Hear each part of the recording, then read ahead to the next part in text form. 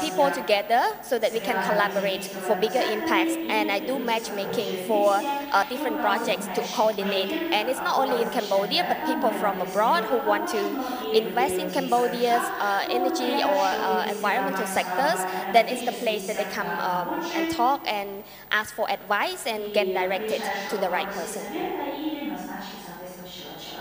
Hello everyone, my name is Katia, I am from Uruguay. I'm founder of Nuestro Bambú. It's a bamboo design studio with social and environment impact. I am working with people with low-income communities that have bamboo around and don't have the resources and skills to work with bamboo, and they have natural resources. So I developed in three parts. Is divided Nuestro Bambú, a bamboo design studio, a bamboo workshop, and a bamboo shop. So that's it. Hello, good afternoon everyone. My name is Rafaelo and I'm from Philippines. I'm the program head of Zero Waste Youth Pilipinas. The invitation is Zero Waste Youth Camp. So it is a national youth network that connects and collaborates with youth leaders in the school, so to develop local environmental solutions that they can implement at the school level and later on adapt by universities and schools and even local government units that can help mitigate waste management problems and later on climate change. Right, okay, thank you for those introductory remarks.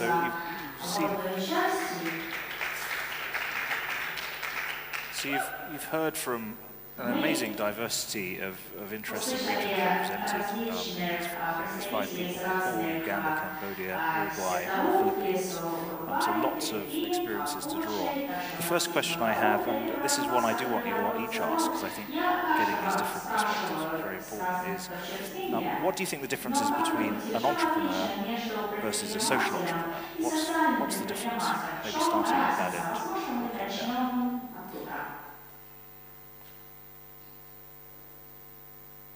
Hello, okay. So I think for me, the difference between entrepreneur and social entrepreneur is that for entrepreneur, it's more of like a profit and like doing business in general. So the traditional business scheme, while social entrepreneur, you're doing business with impact. So like involving or addressing issues in the society, while at the same time making your venture economically viable and sustainable, and like it helps promote jobs and like involve partnership and collaboration among the sectors in the community. It's for, I think with in my venture, the social impact is that working with these low-income communities that have the bamboo around, and be a social entrepreneur is like don't only care by in mind, also try to improve other persons around. Okay, so many times we talk about the word social, and what does it even mean? So when we look into the word social, we look into something that changed the community, that changed life. And many times those are the issues that are more complex, more challenging than the other problems. And that's why when we look into business, they look into something that can easily convert into money, into cash. But when it comes to social, it doesn't always mean that social entrepreneurs do not make money or they only do good for society. Of course, like Raf said, they do good for society and make money, but many of the time those issues are being neglected, meaning that people don't care about them and don't want to address them. So like her venture, working with low-income people, it's a challenging thing and people don't want to do it because it's not giving them as much money and as easy as they do with the rich people who have a lot of money to splash. So that's why it is more challenging, and that's why I think the world needs more of the social entrepreneur, like some of you in this hall and some of us here that are trying to change the world and trying to tackle issues that people don't really care about, or issue that is so challenging. So yeah, in a way we are making a difference and helping the social impacts. To me, a social entrepreneur is someone who uses business to tackle social challenges in a community, whereas an entrepreneur is just purely interested in making profit. But do you think, just before translated, how many, given that, with that distinction that you've highlighted, have you ever met an entrepreneur, a business person that just cares about making money? There are people do business for all bunch of reasons. There are very few people that just do it for that one reason. Seems a bit of an unfair characterization.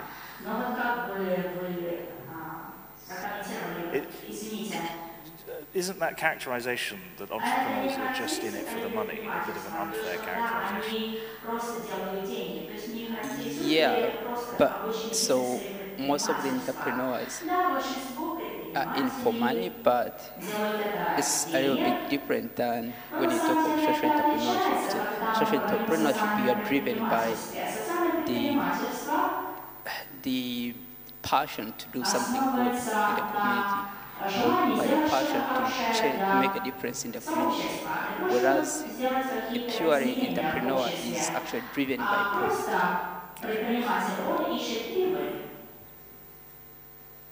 I think every business is there to solve any kind of problem. Like if there was no problem, then there would be no business opportunity. So every entrepreneur is there because there is some challenge, there is some problem. But like it really depends. Like if you want to go into social entrepreneurship, then it should be more like your business should be able to, should not have negative impact, and at the same time should make better impact. Like every business makes some kind of social impact. Social businesses should be able to make better, or more pressing problems should be solved by social entrepreneurs. So I think it is like that difference between them. Thinking about your business and the impact it's having, you've all talked about the impact it's having. How do you measure that impact? How are you going about figuring out what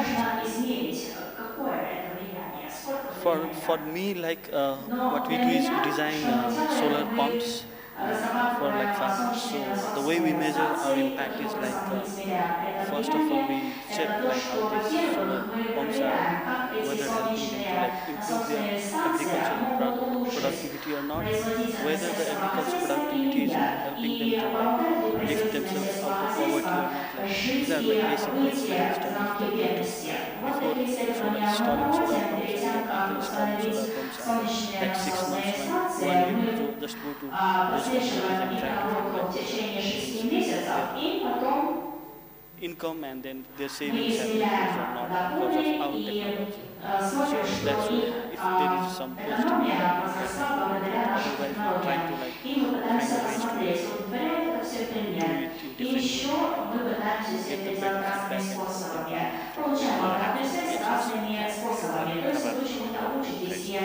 For me, providing an alternative cooking fuel, so the output that I actually put out is what I actually use as a baseline for measuring my impact. So if I reach 10 schools or 100 households, then these people, the savings they have been spending on fuel wood, if I can reduce on the cost of what they have been spending on fuel wood, that to me that is actually what is the impact that I'm having on them. But also the kind of fuel wood, the kind of fuel that I'm providing to schools or to households is more efficient and also clean. So compared to firewood that emits more smoke, so I also look at the benefits that my fuel wood actually provides as opposed to firewood. So you've got the income benefit because your product is cheaper than current fuel, and then you've got this alternative benefit because it's cleaner and safer. Yeah. And so how, in terms of the cost savings and the benefits to the things, do you have numbers that you can share? this sort of photography? Right now, I'm still a startup, but my business, I'm focusing on the easy market, the one that are easy to pay. And right now, I'm working with 10 schools and 2 hospitals. So those are the ones that I know. That they have been reaching. And then once you've implemented these projects, you can see what impact is. Yeah. Great. Case. Okay. For me, when we look into impact, we are looking at several different levels of it. So in many types of environmental projects or business, they would be looking at the efficiency that they create, the reductions of pollutions that they can create for the that they can reuse from their business process. But for my venture, it's more of connections. So how I measure impacts from the side of my my venture is that we look into the behavioral change of the people towards the environment, but not just how they think of the environment, but how much they participate. Meaning that do they what amount of waste they are reusing in their lifestyles, and how many people are now more towards buying green products. And I look into system level change, or in a sense like ecosystem level change. That's the goal that my venture is trying to do, because normally we have a lot of small initiatives and different initiatives in the countries, but they run into the same problems. The problem is that we are working in silos in different directions we can, and then we are making small changes to the communities we are doing, but it doesn't challenge the entire economy system, green economy system, especially in developing country like Cambodia and many of us, is that people in developing country not giving priority to environment. It's probably the difference from the developed world is that at least they have more pressure, political pressure, more of the pressure from the World Global Forum, or so they are more committed to environment in a sense. But from developing perspective, from developing country perspective, we are less concerned about that, and there's no much legal pressure for business to go green, and there's no much pressure for people to go green. And we have so much resources that haven't been used. So for me, how I measure it is how I can bring together several initiatives, green initiative in Cambodia, to work together better, and in a sense we can advocate for better policy change. So those is how I measure impacts, the policy change coming out of these collaborations into the ecosystem level, meaning that now the green economy becoming something that is usual in the country. We have more market demand, that people are pressuring the market to be more sustainable, to provide more options, more varieties, and at a better quality and with more environmental sustainability. So a lot of your emphasis is on changing what government does and what policymakers are doing. Mm-hmm. Yeah, and the market ecosystem itself. Yeah, having more demand and better supply of the green products. Yeah. And you're getting traction. Your policymakers are responding to what you and your partners are saying, policy in Cambodia. Is policy change happening in Cambodia as a result of the things that you and your partners are doing? So now we get only small changes step by step. So as I said, until we reach the critical mass, that we can have significant policy change. So now I'm still at quite an early stage of this. Great. Okay, en nuestro bambú, we measure the impact in different levels. There is nuestro, as I have said, nuestro bamboo is divided in 3 parts, like the studio with the workshops and the shop. So in the studio, I can measure the impact with the product that I sell and the service of architecture and design. But in the workshop, the people that are involved, that they take workshop, but also when they continue working. bamboo. Because there are many people, for example, last year we teach 500 people, but only 20 continue working with bamboo. So they get the knowledge, but then when they sell the products, we continue working with this number. And then the shops, we can measure the number of products that we sell from the people from the workshop and from the students. For our team, we measure impact in terms of like we categorize it into 4 categories because what we've learned during our partnership with this private company is that you cannot rely on environmental impact alone. So regardless if your venture or if your program is on environment or technology, you need to consider these 4 categories. So you need to consider the impact on social, environmental, political, and economics.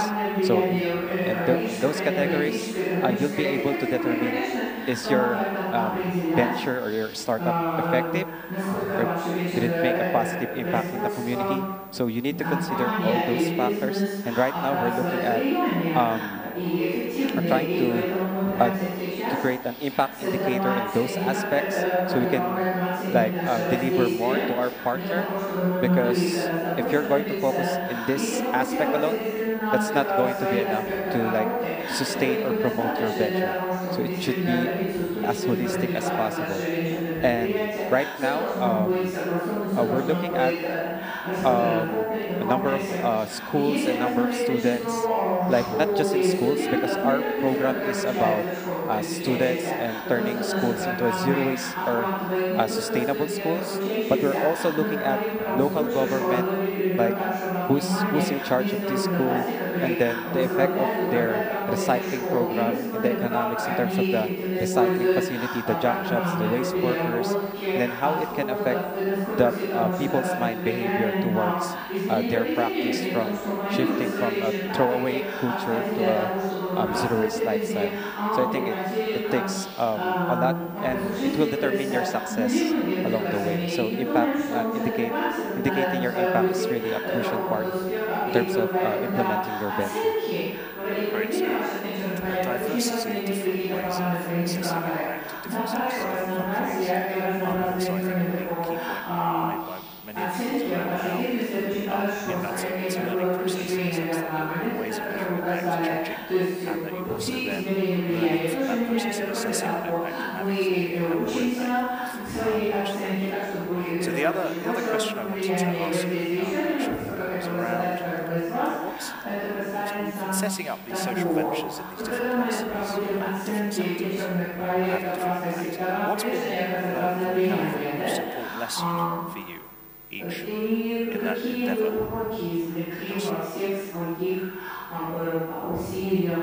For us, because the technology that we are working on is like expensive in terms of upfront cost, because usually like solar technologies are not affordable. So most of the time what we do is like while designing these projects, and since we have been doing for like 6 years now, the first thing is like we have to make people aware about these technologies, because you might feel that people already know about your solution, but the field, ground level, when you go to them, people start to say, can this technology help me? Are you sure? Can it prove it? Something like that. So it's not easy to like, take these technologies to field level or grassroots level and make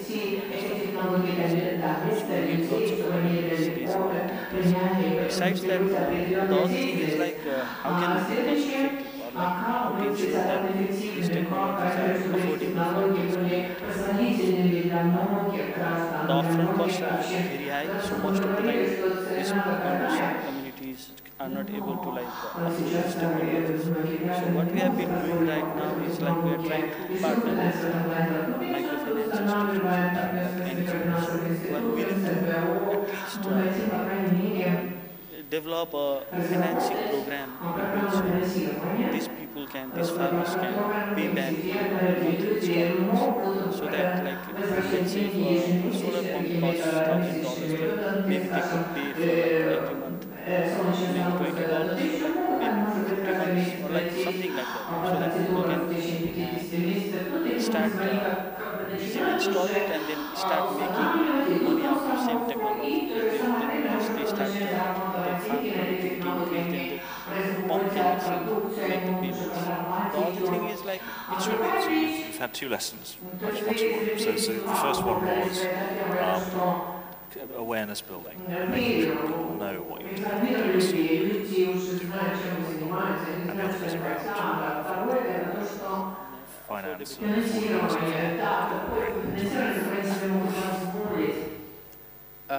Over the few years I've worked on my project, the two lessons I've learned. One lesson. One lesson. Big lesson, your Okay. most important lesson, big one. The demand for renewable energy is there, but the challenge is on scaling it. The lesson I've learned. But in terms of, I guess what I was trying to get at was more, you've decided to create this venture. What's the most important thing you've learned through that process? For other people who'd be interested in setting up their own social enterprises. The most important, I think, if you get the technology right, everything goes right, because the people need an alternative. But in most cases, they are getting the alternative enough, like a lot of projects that are actually happening, they find they are like a demonstration phase. And even you who is producing, you feel you are actually inadequate in producing. So everything is still like, there is not enough to fulfill the demand. Just to clarify, you want a lesson learned from ourselves or from other religion? From what you have been doing yourself Myself, as part of your venture. as part of my life. You must have learned something as part of the process, right? Yes, there's a lot, but You want to share that learning? yeah, but you ask only one, and there's a limit. So if it is about myself, then what I realize is that the journey as a social entrepreneur is actually freaking damn hard. It's very, very hard, so much harder than any other job that I could imagine. So I was trying out different jobs in my life before trying to be a social entrepreneur, and I was working in NGO and then realized that how NGO works, the weaknesses of NGO work, and then in the international development work. Because when I was a student, I believed that international development and NGO was like the one who solved the world problem, and I'm passionate about solving world problem. So I get there and realize like, okay, the negative sides of it and what business can do better. But then I also like start to realize what the evil that business do as well, and that's bring me into this journey. But then at the same time, I realized the amounts of pressure, especially as a young female and in my culture trying to do something different.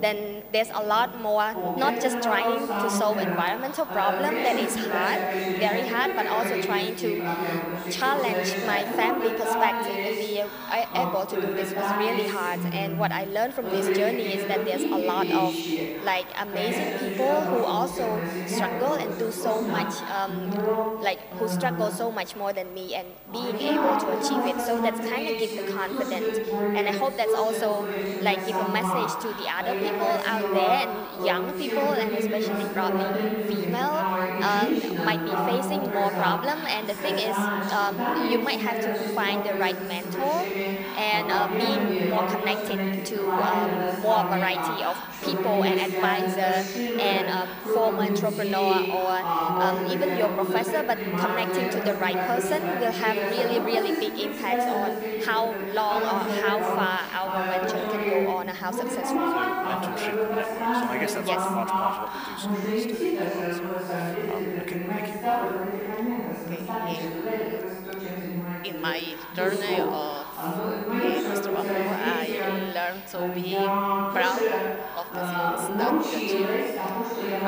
Also, because sometimes I realize that perhaps I make workshops or make things and I and I say, okay, went people to the workshop, but what's okay, but be proud of what you do. It's very important to an entrepreneur to feel that you are doing the things well and you have the support to the people around you that believe that you are doing the things well. Great, thank you. I think they already said it all.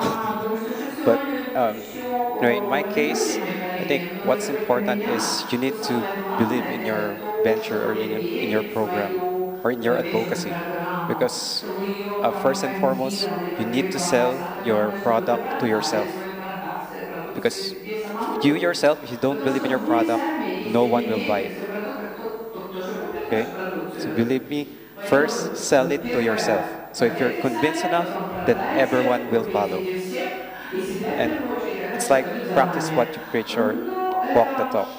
So second, I also learned that time is really, really, really important. Because right now, if you have an idea, and then you said, oh, I can do it tomorrow anyway, I still have a lot of time. If you think you have time, you don't have a time. So if you think like you have this amazing idea, just do it. Do it, do it, and do it. Then everything else will follow. And third, what's the third? And lastly, don't be afraid to fail. Because as I started this entrepreneurship journey, believe it or not, last year, I don't have any idea about social entrepreneurship. But here I am, talking to you about social entrepreneurship. So like, don't be afraid to fail. Like the amazing speakers earlier said, go to the unknown, explore.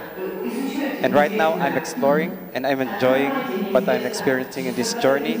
And yeah, just don't be afraid to fail. Fail with a purpose and then get up again and then do it better the next time. Okay, so one follow-up question. When did it click? When did you decide that you wanted to be a social entrepreneur? I guess in your case, maybe identified as a social entrepreneur. What was the moment? Before I participated in with Do School, I'm working for an NGO called Mother Earth Foundation. So it's a non-stop, non-profit organization actively engaged in addressing waste issues and climate change in the Philippines. But what I saw and felt that it would never be sustainable if you're just all for advocacy, all for the community, but it's not. If your program is not economically viable, it will never last. Maybe 5 or 10 years, but if the investors are all gone or the funders are all gone, your program or your advocacy is gone as well. So like, I'm taking a leap of faith, like from a free or volunteer work, and I see this opportunity in social entrepreneurship, and I think programs all over the world should be going like should be on track with social entrepreneurship, because like they said, if you're doing business, you need to consider like people, planet, and profit, and I think yeah, that would be the magic solution for this kind of program. And do other people have sort of moments when they decided that this was the thing they wanted to do? Share them briefly. Do you want to, or you can keep them private, that's absolutely fine too. Could be a special moment. Divine inspiration. I didn't know about social entrepreneur before the Duo School because I am an industrial designer and I am an architect, but I study at bamboo, and one day I had so much information about bamboo and I knew why there is bamboo, so I want to make a cultural project about that to show the people what I have learned in China and entrepreneurship. After that, the impact of the people was many people was interested about bamboo. So I started research about social entrepreneur, and I found the school, and then I learned how to, and I help with the knowledge that I have and other people that can have the material but don't have the skills to work. Cool. Sounds like entrepreneurial, and it's just going to happen. Okay. Does somebody have a similar or different experience to that? Similar experience, different experience? I think for me, my turning point was when I was working with mountain gorillas. So I was working in a conservation organization. But it felt all the time as if I was fighting a losing battle, because you're working to protect the animals and the forest. But you look at, when you move around, the forests are disappearing at an alarming rate. So I decided to leave and start my own business where I can actually provide a solution to what was happening. Yeah. Okay, so questions from the audience? Any questions at this stage? Come on. Remember the whole, courage thing and any questions? Okay. So the other question I had was, as we're sort of starting to run out of time, was you've all been here for a couple of days. You've had an opportunity to interact with other people connected to the Do School that have been doing great things around the world as well, and you also had the opportunity to speak to a lot of Kazakh people, particularly young Kazakh people. What are your reflections on the challenges and opportunities in Kazakhstan, and your reflections on Kazakhstan in your short time here? Since we have been here for the last 2-3 days now, so I feel like because the urban, what I see is like urban city, urbanization is growing rapidly here. So I think there could be lots of social issues or environmental issues that come together with urbanization. Especially like from my experience in Nepal, like as Kathmandu is growing rapidly, there are lots of problems like the water, there is not enough water, the waste management is also an issue. Then there are lots of people that like unemployment is also increasing rapidly. So I think there could be opportunities in these areas where people could be involved in social projects that can fulfill the needs of society in different ways. From my few days here in Kazakhstan, I think it's really a great place, and I love it. It's when I look at the constructions going on, I think there is a really good market maybe for solar, like people setting up solar. I mean, like having solar on the rooftops of the buildings, which could actually minimize on the energy consumption. I mean, like provide another alternative energy solution that will supplement the existing energy problem. And of course, with urbanization, like he said, I see there's going to be a lot of challenges with waste management, but which in itself is also a great opportunity. So people could actually, given the decentralization of the houses, I see that as maybe people investing in waste treatment or biogas production for even electricity generation. That would be a good idea. Okay, so first of all, just wondering how many people know where Cambodia is? Okay, a few. Yeah, so when we talk about the differences or opportunity, but first of all, well, there's a lot that people don't even know about the country, and there's also a lot of things that I didn't know about Kazakhstan. And for me, yes, it's a great opportunity to be here. It feels like it's such a different parts of the world, and so many things are different. So Kazakhstan is around like 16 times bigger than my country, the size, but population about the same. So it's around like, so you have around like roughly 80 million people, and I have like 16 million people. So that's almost the same, but the land size is 16 times bigger. So for me, when I look into opportunities, I feel like you guys are a lot more luckier than we are in a sense. I'm not really sure, but just that's my sense. In terms of comparing the amount of natural resource, amount of land that you have comparing to the amount of people that you have to manage to tap into these opportunities. So there are so much more opportunities that you can tap in your country compared to my country. It's such a more crowded space of competitions. And at least I'm not as crowded as probably the Philippines. So, so for me, I feel like there's so much opportunities, and it's up to you guys to really making use of it and giving the level of income as an upper, like middle income country. You have money to spend and to invest on the right things, and if you do, there's so much more opportunity that you can be on the top range of the game. While for us, we are trying to catching up. So that's so much opportunities, not just inside but outside of the country. How much exposure? Based on my like limited observations, I feel like there's a lot more work that the country can do about like openness to the world, and that's still a lot more opportunities to look into. So yeah, and because I travel a lot, so I tend to observe like different countries from different aspects. So yeah, because I've been to 49 countries, and so each of it are having very different characteristics, people with very different personality, different cultures, and that's what makes us special.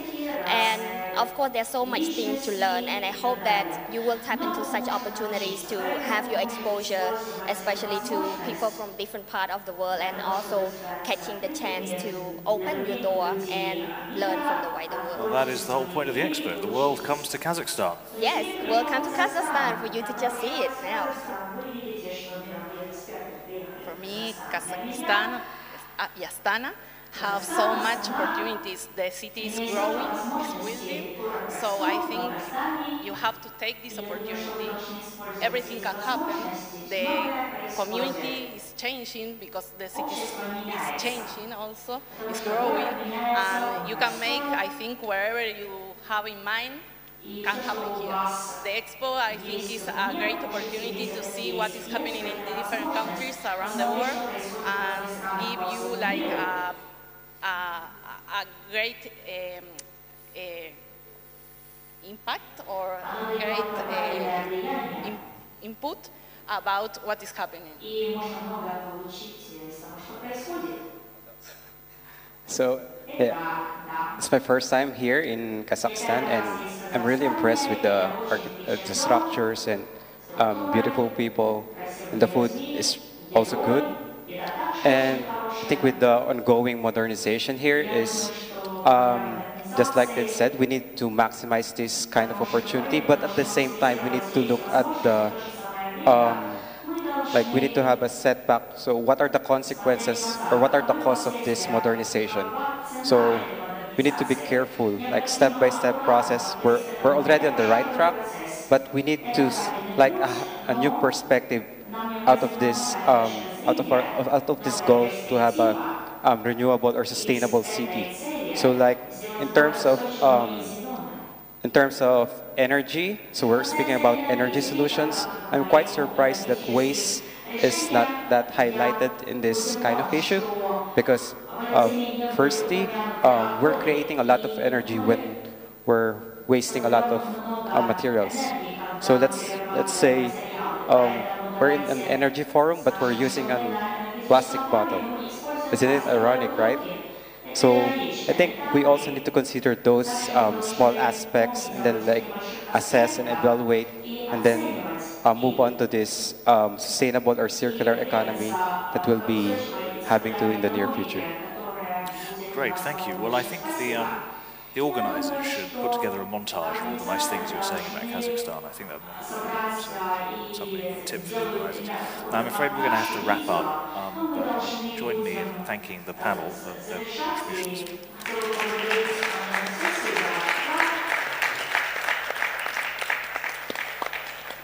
Now, so there are two parallel sessions. Those continue. So as I've said before, the disruptive movements and sustainable energy sessions are still going on in Hall 4. They will continue until 5:45. We're now going to close proceedings here. The next session is going to be in Hall 3A, and this is the roundtable on the Manifesto of Values and Principles for Estonia 2017, and that's going to be developing recommendations for the government of Kazakhstan and refining those, and then those will be incorporated into this publication that will come out on the 10th of September. So if you want to join that roundtable, follow me. I think 3A is somewhere over there. Right? I'll find it with you.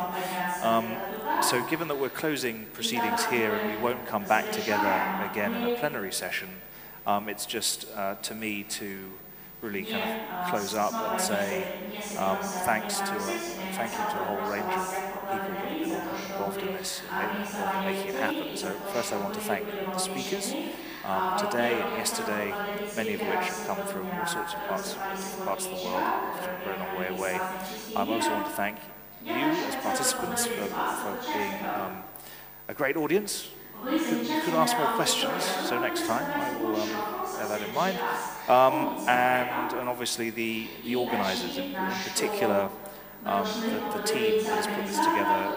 I think there are a team of 30 people have been busy putting this programme together. You've got translators, you've got cameramen, you've got other support staff, so they should get a big thanks as well. And finally, I want to thank, on behalf of the organisers, the government of Kazakhstan for obviously making this happen and deciding to host the Future Energy Forum and the Expo here, and also the other partners that have been involved in making this happen, making it possible. So one last round of applause, and then that's over, I guess.